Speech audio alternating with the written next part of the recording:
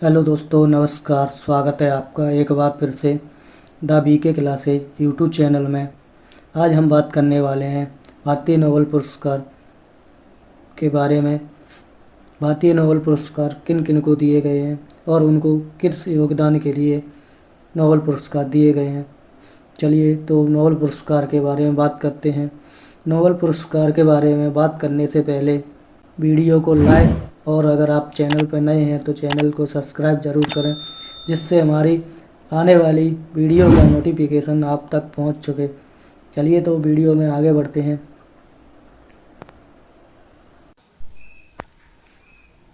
चलिए दोस्तों, तो हम भारतीय नोबेल पुरस्कार विजेताओं के बारे में बात करते हैं। कौन कौन भारतीय हैं जिनको नोबेल पुरस्कार मिला है। तो चलिए पहले नोबेल पुरस्कार के बारे में बात करते हैं। पहला नोबेल पुरस्कार पाने वाले कौन से भारतीय हैं जिन्हें सबसे पहले नोबेल पुरस्कार दिया गया था। तो पहला नोबेल पुरस्कार की बात करें हम, रविंद्रनाथ टैगोर को 1913 में सबसे पहले नोबेल पुरस्कार दिया गया था। और इनको किस क्षेत्र में नोबेल पुरस्कार दिया गया था, तो इनको साहित्य का नोबेल पुरस्कार दिया गया था, साहित्य के क्षेत्र में। इनके जन्म की बात करें तो 7 मई 1861 को कोलकाता में इनका जन्म होता है, ये रविंद्रनाथ टैगोर। और इनके योगदान की बात करें, इनको क्यों यह नोबेल पुरस्कार दिया गया था, तो चलिए इनके योगदान की बात करते हैं। इन्होंने अपनी काव्य रचना गीतांजलि के लिए नोबेल पुरस्कार दिया गया था। ये पहले भारतीय और एशियाई थे जिन्हें नोबेल पुरस्कार से सम्मानित किया गया था। महत्वपूर्ण तथ्य की बात करें, रविंद्रनाथ टैगोर ने जन गण मन गण, जो कि भारत का राष्ट्रीय गान है, इनके द्वारा जनगण मन लिखा जाता है। चलिए अगले नोबेल पुरस्कार की बात करते हैं। सेकंड भारतीय कौन है जिनको सेकंड नोबेल पुरस्कार पाने वाले, तो सीवी रमन को 1930 में नोबेल पुरस्कार दिया जाता है। और इनको किस क्षेत्र में दिया जाता है, इनको भौतिकी के क्षेत्र में यानी कि फिजिक्स के क्षेत्र में नोबेल पुरस्कार दिया गया था। ये हैं आप सीवी रमन। इनके योगदान की बात करते हैं, इनको किस योगदान के लिए यह नोबेल पुरस्कार मिला था, तो चलिए इनके योगदान की बात करते हैं। इन्होंने रमन प्रभाव की खोज के लिए नोबेल पुरस्कार दिया गया था। इस खोज ने बताया कि प्रकाश किसी पारदर्शी वस्तु से गुजरता है तो उसकी तरंग दैर्घ्य में बदलाव आता है। महत्वपूर्ण तथ्य की बात करें, इनका जन्म 28 फरवरी को होता है। 28 फरवरी को भारत में राष्ट्रीय विज्ञान दिवस के रूप में मनाया जाता है, यानी कि हम इनके जन्म दिवस को राष्ट्रीय विज्ञान दिवस के रूप में मनाते हैं। चलिए अगले नोबेल पुरस्कार की बात करते हैं। अगला नोबेल पुरस्कार किन को मिला था, तो हरगोविंद खुराना को 1968 में नोबेल पुरस्कार दिया जाता है। और इनको किस क्षेत्र में नोबेल पुरस्कार दिया गया था, तो हम चिकित्सा के क्षेत्र का नोबेल पुरस्कार यानी कि मेडिसिन का नोबेल पुरस्कार हरगोविंद खुराना को दिया जाता है 1968 में। और इनके योगदान की बात करें, इनको किस योगदान के लिए नोबेल पुरस्कार दिया गया था, चलिए तो इनके योगदान की बात करें, हरगोविंद खुराना ने आनुवांशिकी कोड एवं डीएनए की संरचना में महत्वपूर्ण कार्य किए, यानी कि आनुवांशिकी कोड और डीएनए की संरचना में महत्वपूर्ण काम किए। और इन्होंने जेनेटिक कोड की सिंथेटिक में अग्रणी भूमिका निभाई, इसलिए इनको यह नोबेल पुरस्कार दिया गया था। और महत्वपूर्ण तथ्य की बात करें, हरगोविंद खुराना ने आर्टिफिशियल जीन बनाने का काम किया और इनकी रिसर्च ने जेनेटिक को एक नई दिशा दी। चलिए अगले नोबेल पुरस्कार की बात करते हैं। अगला नोबेल पुरस्कार पाने वाले कौन है। मदर टेरेसा की बात करें तो मदर टेरेसा को 1979 में नोबेल पुरस्कार दिया जाता है। और इनको किस क्षेत्र में नोबेल पुरस्कार मिला, तो इनको शांति का नोबेल पुरस्कार दिया जाता है, शांति के क्षेत्र में, यानी कि पीस का नोबेल पुरस्कार। और इनके योगदान की बात करें तो इनको किस योगदान के लिए नोबेल पुरस्कार मिला था, इनके योगदान की बात करें, मदर टेरेसा को गरीबों एवं असहायों के लिए काम करने के लिए शांति का नोबेल पुरस्कार दिया गया था। महत्वपूर्ण तथ्य की बात करें, इन्होंने मिशनरीज ऑफ चैरिटी की स्थापना की और अपने जीवन को ज़रूरतमंदों की सेवा में समर्पित कर दिया। इनको यह नोबेल पुरस्कार इसलिए दिया जाता है। चलिए अगले नोबेल पुरस्कार की बात करते हैं। अगले भारतीय कौन है, तो अगले नोबेल पुरस्कार की बात करें हम, सुब्रमण्यम चंद्रशेखर 1983 में इनको नोबेल पुरस्कार दिया जाता है। ये सुब्रमण्यम चंद्रशेखर 1983 में नोबेल पुरस्कार पाने वाले भारतीय। इनको किस क्षेत्र में नोबेल पुरस्कार मिला? तो हम इनके क्षेत्र की बात करें तो भौतिकी का नोबेल पुरस्कार यानी कि फिजिक्स का नोबेल पुरस्कार पाने वाले भारतीय हैं। और इनके किस योगदान के लिए नोबेल पुरस्कार मिला?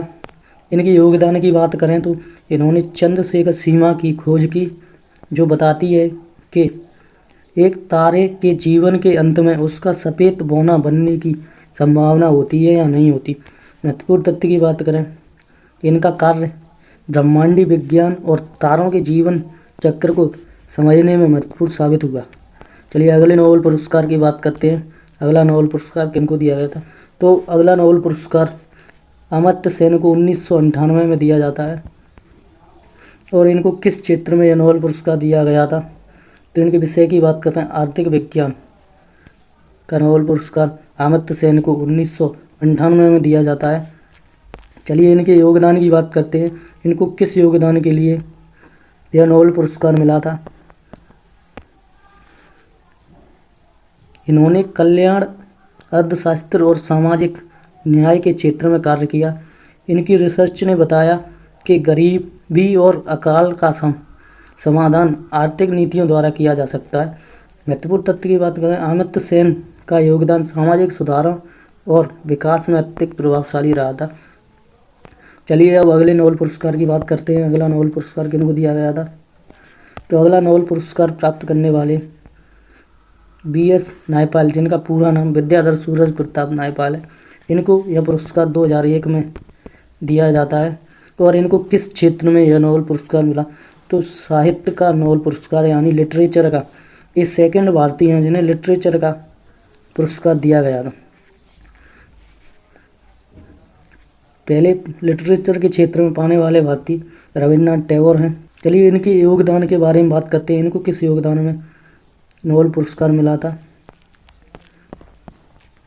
तो इनके योगदान की बात करें, भारतीय मूल के ब्रिटिश लेखक BS नायपाल को 2001 में साहित्य का नोबेल पुरस्कार से सम्मानित किया गया था। चलिए अगले नोबेल पुरस्कार की बात करते हैं।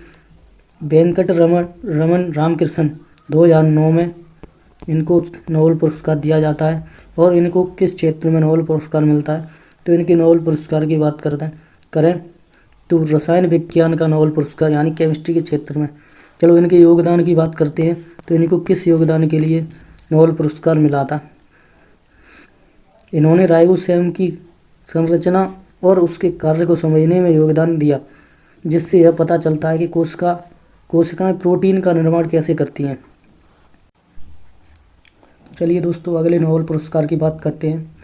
वे कौन से भारतीय हैं जिन्हें अगला पुरस्कार दिया गया था? तो कैलाश सत्यार्थी को 2014 में नोबेल पुरस्कार दिया जाता है। और इनको किस क्षेत्र में यह नोबेल पुरस्कार मिलता है? तो इनको शांति के क्षेत्र में यानी कि पीस के क्षेत्र में नोबेल पुरस्कार दिया जाता है। ये हैं अमर्त्य सेन। और इनके योगदान की बात करते हैं। इनको किस योगदान के लिए नोबेल पुरस्कार दिया गया था? चलिए तो इनके योगदान की बात करते हैं। इन्होंने बाल मजदूरी और बाल अधिकारों के संरक्षण में कार्य किया। इन्होंने बाल श्रमिकों की मुक्ति और उनके अधिकारों के लिए कई अभियानों का नेतृत्व किया था। महत्वपूर्ण तथ्य की बात करें, इन्होंने भारत में बचपन बचाओ आंदोलन शुरू किया था। इन्हें इसलिए यह नोबेल पुरस्कार दिया गया था। चलिए अगले नोबेल पुरस्कार की बात करते हैं। अगला नोबेल पुरस्कार किनको मिला था? अगले नोबेल पुरस्कार की बात करें तो अगला नोबेल पुरस्कार अभिजीत बनर्जी को 2019 में नोबेल पुरस्कार दिया जाता है। और इनके क्षेत्र की बात करें तो इनको किस क्षेत्र में यह नोबेल पुरस्कार दिया गया? तो आर्थिक विज्ञान के क्षेत्र में यह नोबेल पुरस्कार मिलता है। अब ये हैं आपके अभिजीत बनर्जी। चलिए तो इनकी योगदान की बात करते हैं। इनको किस योगदान के लिए आर्थिक विज्ञान का नोबेल पुरस्कार दिया गया था? चलिए तो इनके योगदान की बात करते हैं। इन्होंने वैश्विक गरीबी को समाप्त करने के लिए अनुसंधान किया और गरीबी निवारण के लिए प्रयोगात्मक दृष्टिकोण विकसित किया। महत्वपूर्ण तथ्य की बात करें, इन्होंने अभिजीत बनर्जी का कार्य गरीबी मुद्दों को हल करने के लिए ज़मीनी स्तर पर शोध करने में सहायक रहा। भारत के इन महान व्यक्तियों ने अपने अपने क्षेत्र में योगदान देकर न केवल देश का बल्कि दुनिया भर में भारतीयों का नाम रोशन किया है। चलिए अब ये है होमवर्क क्वेश्चन, इसका आंसर आपको कमेंट में करना है। चलिए तो प्रश्न क्या है, रविंद्रनाथ टैगोर ने कितने देशों का राष्ट्रगान लिखा है? इसका आंसर आपको कमेंट में करना है। दोस्तों आपको जानकारी कैसी लगी? जानकारी अच्छी लगी हो तो वीडियो को लाइक और चैनल को सब्सक्राइब जरूर करें। ऐसी वीडियो मैं आपके लिए लाता रहूँगा। चलिए मिलते हैं अगले सेशन में। जय हिंद।